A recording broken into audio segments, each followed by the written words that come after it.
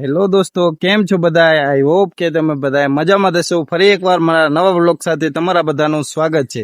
તો ચાલો મિત્રો, આપણે પાછી યુટ્યુબની એક નવી ચેનલ બનાવીને પાછું શરૂઆત કરી દીધી છે. થોડાક ટાઈમ પહેલા આપણે યુટ્યુબની ચેનલ બનાવી હતી, તેમાં આપણે યુટ્યુબના થોડાક વિડીયો પણ અપલોડ કર્યા હતા, પણ મિત્રો થોડુંક નેગેટિવ વિચારના કારણે મેં પાછી બંધ કરી દીધી હતી. તો ફરીને એકવાર પાછી ચેનલ મેં નવી બનાવી છે અને પાછા વ્લોગ મૂકવાનું ચાલુ કર્યું છે. તો મિત્રો, જેવો સપોર્ટ પહેલા મને કરતા હતા તેવો જ સપોર્ટ હવે ફરીથી મને સપોર્ટ કરજો, જેથી કરીને હું આગળ વધું. તમારા સપોર્ટ વગર હું ક્રિએટર બની નહીં શકું. બધાનું એક સપનું હોય છે કે યુટ્યુબર બનવું અને આગળ વધવું. તો મારું પણ એક સપનું છે કે મારે પણ એક યુટ્યુબર બનવું છે. હું તમારા સપોર્ટ વગર આગળ નહીં વધું. તો મિત્રો, જેવો સપોર્ટ મારી જૂની આઈડીમાં કરતા હતા તેવો જ સપોર્ટ અત્યારે મારી નવી આઈડીમાં કરજો, જેથી કરીને હું આગળ વધું. તો મારી ચેનલનું નામ છે સંજુ લાઈફ વ્લોગ 003.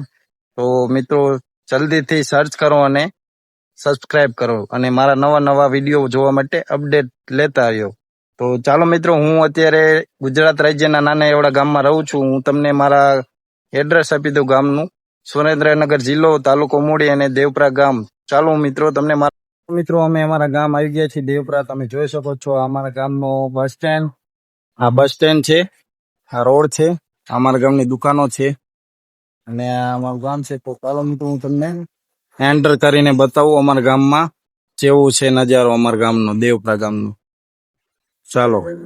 ચાલો મિત્રો, અમે અમારા ગામમાં એન્ટર થઈ ગયા છીએ. તમે જોઈ શકો છો અમારા ગામનું બસ સ્ટેન્ડ પાછળ રહી ગયું છે અને અમે અમારા ગામમાં ચાલીને જાઉં છું. અને અમારા ગામનો કંઈક નજારો છે. આવા ઘર છે, આ અમારું જૂનું ઘર છે જે પહેલા રહેતા હતા. અત્યારે તો અમે નવા ઘર બનાવ્યા, ત્યાં આવી ગયા છીએ. તો ચાલો મિત્રો, હું તમને અમારા ગામનું લોકેશન અને મિત્રો, હું ગામના વચ્ચે આવી ગયો છું અને તમે જોઈ શકો છો આ રોડ આવડા ભીમલા કાકાએ બ્લોક કરી નાખો છે. એટલે અહીંથી આપણે જવાનું હતું, પણ અત્યારે જાયું નથી. એટલે હવે આપણે બીજી બજારથી જઈશું. ત્યાં લગી બનાવી મિત્રો, રસ્તો ખુલ્લો થઈ ગયો છે અને આપણે હવે જઈએ છીએ આપણા ઘર તરફ. તમે બન્યા રહીજો, હું તમને અમારા ઘરનું લોકેશન અને અમારા ગામનો નજારો બતાવું. તો બન્યા રહીજો વિડીયોમાં. ત્યાં લગી અમારો ગામનો નજારો છે, તમે જોઈ શકો છો. આ બાઇક પડ્યું છે મારા કાકાના છોકરાનું છે અને અમારું ઘર છે નવું. અમારા ગામની મેઇન દુકાન છે, આ અમારું ઘર છે. હું તમને અમારું ઘર પછી બતાવીશ. અત્યારે આ રામનું.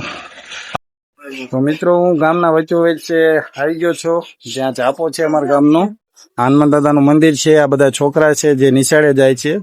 આ શ્રી વાસુકી દાદાનું મંદિર છે અને આ ગામની મેઇન દુકાન છે કરિયાણાની. તમારે કઈ પણ વસ્તુ જોતી હોય તો અહીંયા મળી જાય છે. તો મિત્રો, ચાલો હું તમને વાસુકી દાદાના દર્શન કરાવું અમારા ગામનું. તો મિત્રો, આ વાસુકી દાદાનું મંદિર છે. તમે જોઈ શકો છો આ બગીચો છે વાસુકી દાદાનો. અહીંયા મસ્ત ઠંડા પવનમાં બેસી શકાય એવું છે. ઉનાળામાં તમને ગરમી લાગે તો ઘરેથી અહીંયા આરામ કરવા માટે આવી શકો છો.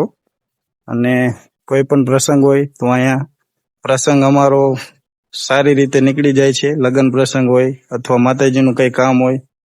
તો મિત્રો, અમારા ગામના વાસુકી દાદાની દેરી છે. બીજી રહી સીતરામાની છે. તો ચાલો મિત્રો, હું તમને દર્શન કરાવું. તો મિત્રો, મેં દર્શન કરી લીધા છે, તમે પણ દર્શન કરી લ્યો. આ શ્રી વાસુકી દાદાનું મંદિર છે અને આ સીતરામાનું છે. ચાલો મિત્રો, તમને ત્યાં પણ દર્શન કરાવું. આ સીતરામાનું મંદિર છે.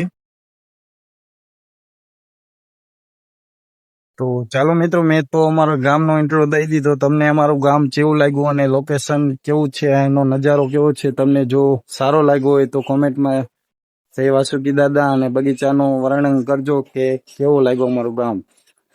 તો ફરીથી એક નવા બ્લોગ સાથે મળશું. ત્યાં લગી બાય બાય. અમારો બ્લોગ સારો લાગ્યો તો લાઈક કરો, શેર કરો અને સબસ્ક્રાઈબ કરો. Bye bye. જય દ્વારકા.